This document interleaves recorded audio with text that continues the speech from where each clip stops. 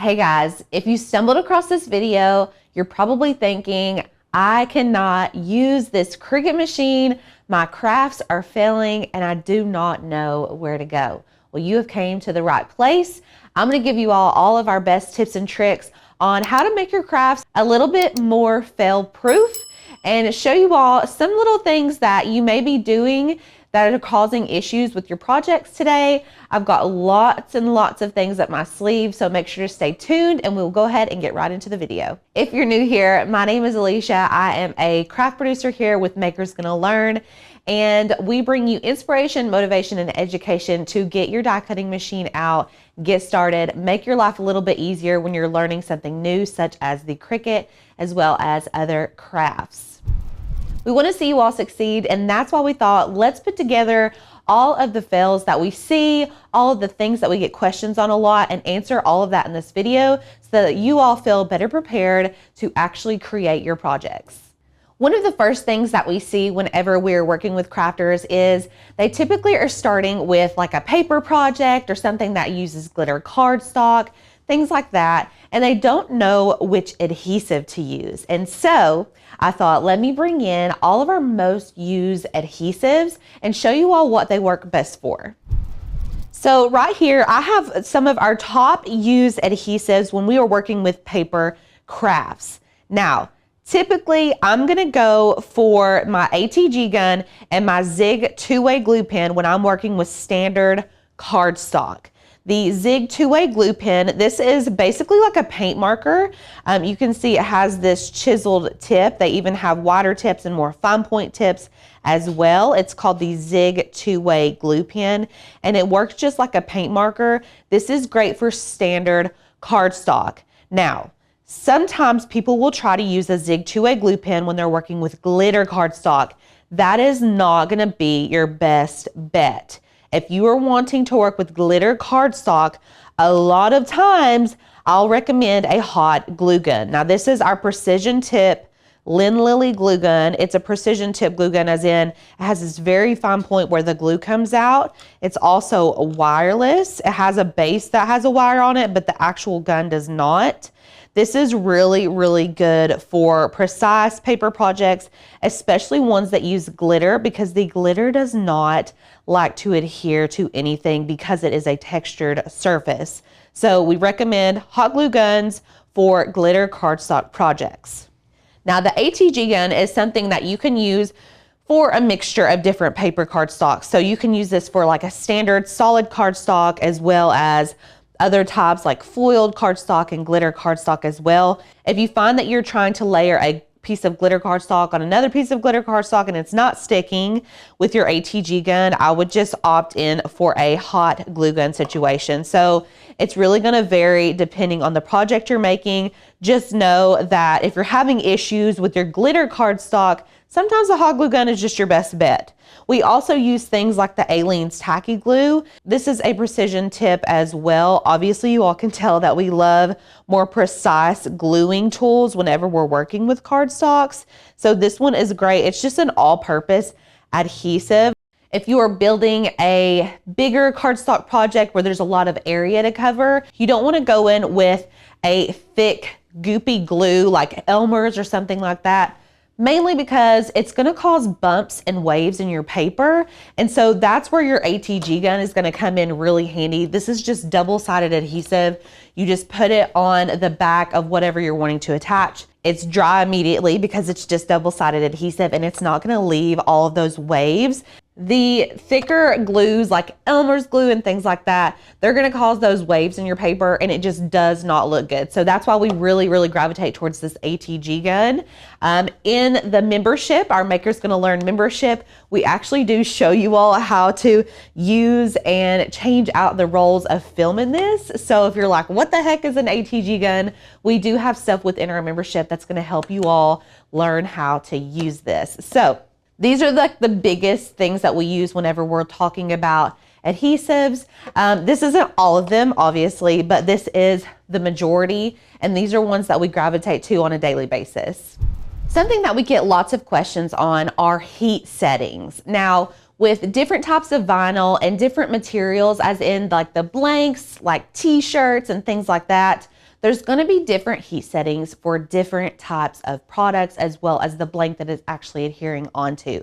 So it's going to be very, very broad, wide range of different heat settings. What we always recommend is that whenever you purchase a vinyl, typically on their website, they will have things like you need to set it to this exact temperature, you need to press it for this long. If you're using vinyls like Caesar or StarCraft, you can easily go and onto Google and just search Caesar, StarCraft. You can go onto their website. They're going to give you heat settings for all of that. Something that we offer here at Maker's Gonna Learn is our Cricut reference guide. So when you become a member, you get this PDF reference guide that you can pull up anytime that you want. We have heat settings for all different bases. We've got heat settings for puff vinyl, heat transfer vinyl, all the different blanks for wood and for t-shirts even. So lots of different ways that you can go about it. Just make sure that you're checking those heat settings before you're considering it a fail. If you're just going in and you're like, I'm just gonna, press my little mini easy press on my HTV and hope that it sticks. If you don't apply the amount of heat that is required, you're not gonna have long-lasting projects. So make sure that you are just following those instructions as closely as possible, and you're gonna get good results almost every time. Another thing we get questions about is warm peel versus cool peel. Now, you may be brand new to Cricutting or using heat transfer vinyl, and that's okay. What I'm referring to is when you're gonna peel the transfer sheet off. So typically with heat transfer vinyl, you have a built-in plastic sheet, which we call our carrier sheet or our transfer sheet. And what you'll do is cut your design from the back of the vinyl. So you mirror your design when you're in Design Space. You mirror it, and then it cuts, and then you weed off any part of the HTV that you don't want, and then you're left with just the design and the carrier sheet. Well, then you take that vinyl design, you put it on your t-shirt, and then you're like, wait, when do I peel off that carrier sheet? Because obviously it's not going to stay on there. You only want your design to stay on there. Well, a lot of times you're going to need to do a warm peel, sometimes even a hot peel, depending on the type of vinyl. Now, most HTVs that we use here in the studio are hot to warm peels, so we can pretty much pull it off right away. Now, there are some exceptions that do cool peels. A lot of times glitter vinyl will be a cool peel, and that means you just need to let it be completely cool to touch before you actually peel that carrier sheet off. DTF is another instance where you're gonna do a completely cool peel, otherwise it will ruin your project. So always make sure that you are checking what the instructions say when you order vinyl. And if it doesn't come with any in your packaging or anything like that, make sure to check the websites of the brand of vinyl that you're using, because it's gonna vary from brand to brand. The next thing that I want to touch on is transfer tape. Now, transfer tape is something that you're going to typically be using with adhesive vinyl. So we just talked about heat transfer vinyl. These have the built-in transfer tape or carrier sheet. You're going to hear it referred to both of those things at different times. But we typically will call this the transfer tape. This is for adhesive vinyl, so sticky vinyl that does not need heat in order to adhere to the blank. This is something that we get so many questions on because there are lots of different transfer tapes out there that you can use. Now, one that we gravitate towards, and that's mainly because this is a good medium tack transfer tape, is the Caesar transfer tape. This is a gridded medium tack. When I say medium tack, I'm meaning it's not super strong. So this is something you could use on just standard adhesive vinyl. If you were working with something like glitter adhesive vinyl, you're going to want to use a stronger grip because it needs to grip up that adhesive vinyl. It's just a little bit thicker usually. So just like your standard adhesive vinyl, a medium tack transfer tape is going to work perfectly. Caesar brand is amazing. You can purchase this on the 143 Vinyl website as well as other places. And then a lot of times you'll find certain vinyls need their own transfer tape. And I have found that working with Tech Wrap, which is just a very specific brand of vinyl, they have their own transfer tape. And I personally usually like to use the Tech Wrap brand transfer for that vinyl. So a lot of times you'll get into new vinyls and things like that, and you're like, why is it not transferring with my Caesar transfer tape? My Caesar transfer tape works all the time. I don't know why it's not working. Sometimes you just need to use that brand's transfer tape. It could be that. It could even just be you need a stronger grip or you need a lighter grip. So they have light grip transfer tapes. I will say we hardly ever use a light grip transfer tape though. This medium is like the go-to. We use this 90% of the time unless we're working with a TechRite brand, and you're gonna be pretty safe on most adhesive vinyls if you're using this specific one. A lot of times people will message us in and they're like, I keep using this specific brand of adhesive vinyl on my wood signs and it keeps peeling up and I don't know what's happening. Is it my sealant? Is it something else? Is it just the heat? I don't know. And a lot of times it's because they're using a cheap vinyl. When I say cheap, I mean as in quality. So we don't encourage sealing our projects as much, because if you use a high quality heat transfer vinyl or an adhesive vinyl, typically it's going to last pretty long. I mean, unless you've got it directly out in the weather, those are going to, cause vinyl to peel up and things like that. Or if you've done heat transfer vinyl on a t-shirt and it's getting washed every other day because someone is wearing it often, those are things that are just naturally going to cause the vinyl to come up. It's not meant to last forever, but we do recommend that you are investing in a high quality vinyl. Now, some of our favorite ones that we use around here on Maker's Gonna Learn are the Caesar brand Easy Weed. I will link this all below for you all, so if you want to check it out. The Caesar brand Easy Weed is amazing. The StarCraft brand for adhesive vinyl weeds like butter. It is so good. It cuts so good. So we use StarCraft for our adhesive vinyl and Caesar for our heat transfer vinyl most of the time. There are a couple other brands that we love, but we know that those are very high quality and we know that they're going to last a long time. So I really want to encourage you all, if you keep having fails, not even just with vinyl, but if you're like working with a very cheap glue, maybe from the Dollar Tree or something like that, and you're like, why are my projects not staying adhered together? Consider maybe the quality of the products that you're using. And that way, whenever you go to make your projects, you're using high quality products that you know are really helping you achieve the best results. When you use cheaper products, sometimes it's hard to gauge whether it's you, whether it's the product, whether it's just the project in general not working out. So ensuring that you have those high quality products already on hand is really going to help you all succeed in your crafting journey. Now, on the subject of vinyl and quality products, a lot of times people are confused about which type of vinyl they need to be using on which surfaces. Now, I've already covered heat transfer vinyl and kind of how it works. We've talked about adhesive vinyl a little bit. Those are the two main ones that you're going to typically see. Now, the biggest thing is that heat transfer vinyl is great for textiles, and adhesive vinyl is better for things like tumblers, wine glasses, more of like a hard surface. A lot of times people get conflicted when it comes to sign making. Should I use heat transfer vinyl on this wood or should I use adhesive vinyl? Because you can use both hand in hand. Like we just touched on, if you're using a high quality vinyl, it's really not going to matter. When it comes to sign making, I do have personal preferences, and if you make signs a lot, you're probably going to have personal preferences, but this isn't just for signs. I want to say that typically, if you're wanting to use a heat transfer vinyl, you're going to want to be working with textiles. When I say textiles, I mean like t-shirts, duffel bags, things that you can actually iron on and apply heat to. You're not going to want to apply heat transfer vinyl to something that can't take heat. So you've got to think like, if I'm going to put this heat transfer vinyl on it, can I put an iron on that base fabric, or can I apply heat to that, or is it going to mess up whatever's underneath it? So if it's something like a wine glass, adhesive vinyl is probably going to be your better bet. And it's really just going to depend on what your base is. So consider things like the heat application and if your blank can actually take that heat and other things like that. The last topic that I want to cover in terms of your craft projects failing is that you don't know where to start. My best advice for you all here is to become a member of the Makers Gonna Learn community. We have so many resources within our website that really are gonna help you all get started on your crafting journey. If you've been wanting to really jump into it and you've got a Cricut and you've been kind of playing around with it, but you feel lost, we wanna be there to help you all step by step, hand in hand. We have so much good information on our website.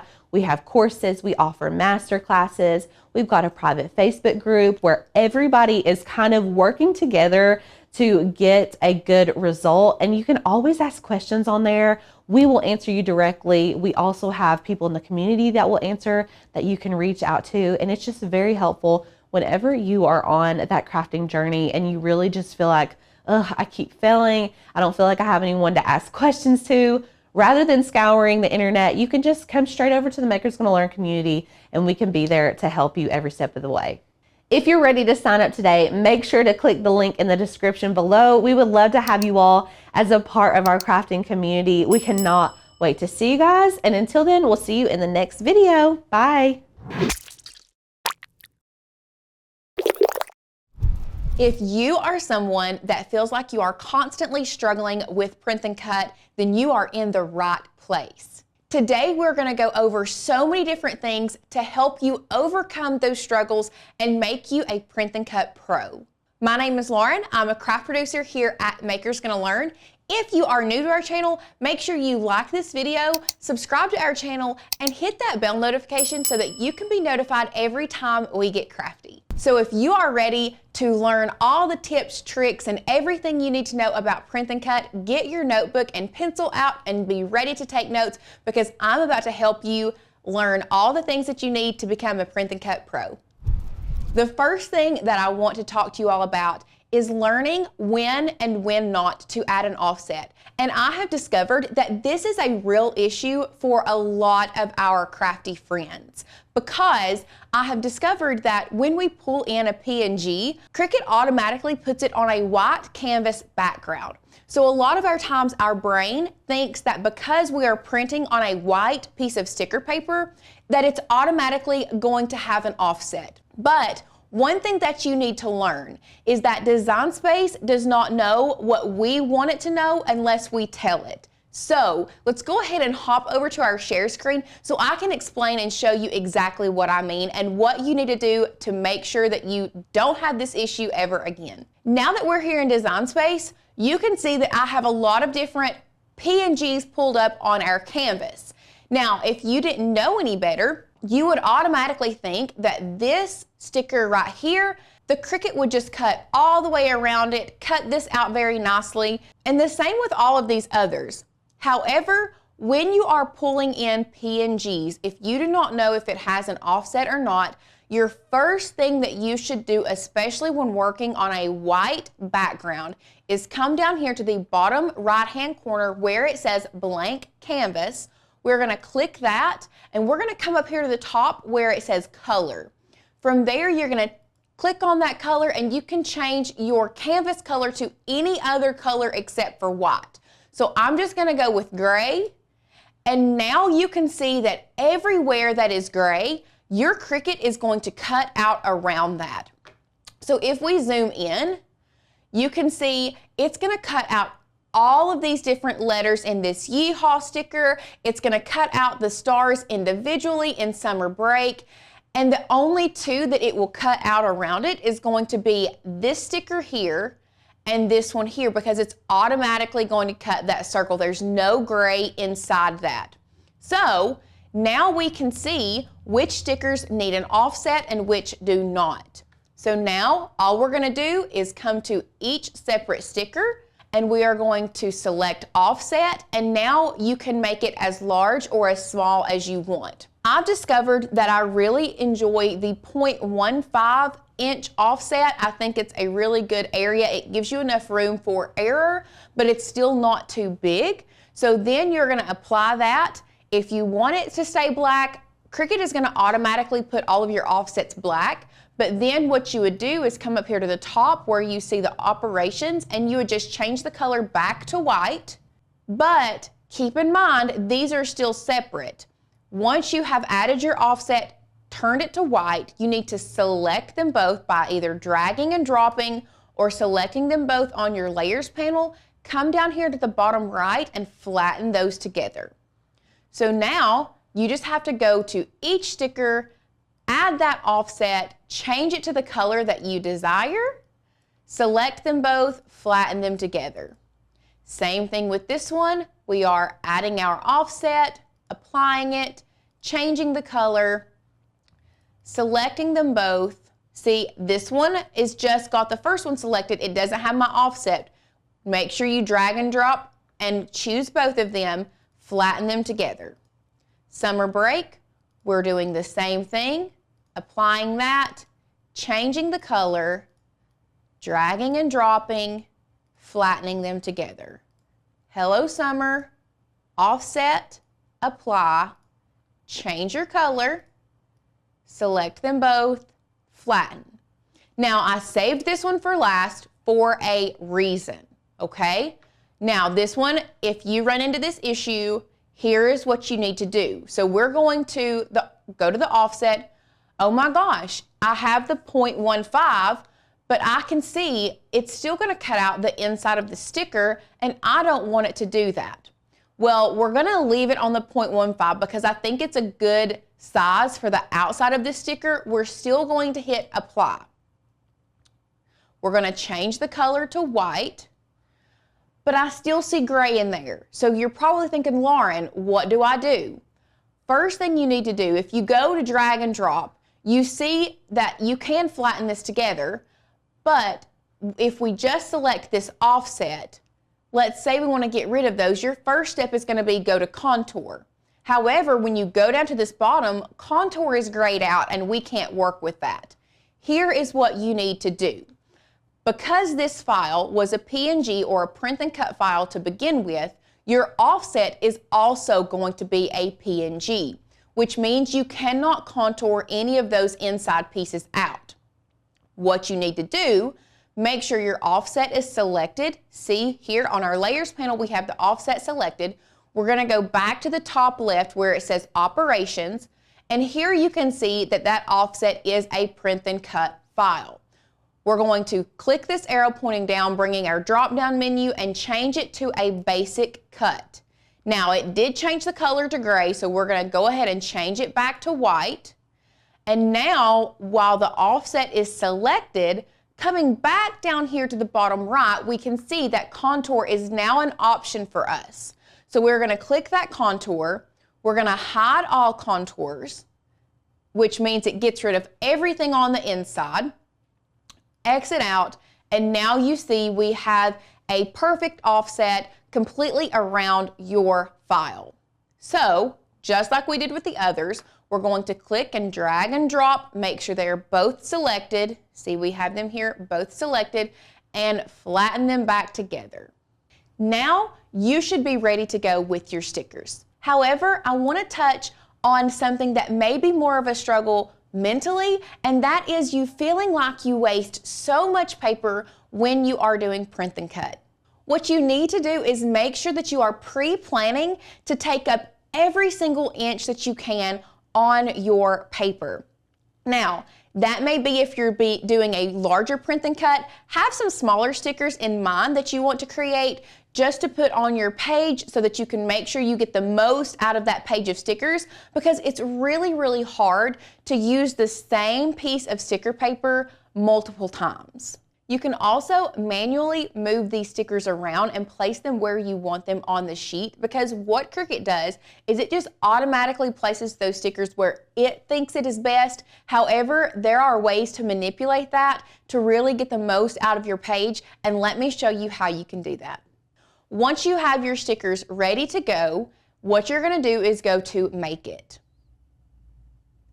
And here you can see that Cricut has placed all of these stickers on two separate pages. However, I feel like there is still some room for us to work with. So what I'm going to do is I'm just going to manually manipulate some of these files, move them around. You can turn them different ways. Here you can see we can place this one here. I think if we turned this one long ways, and then you can go here and you can hit, let's say we wanted to move this one back to page 1, you can hit the 3 dots, move object, and move it to this page, bring it over here, and you can see we now have more room to work with.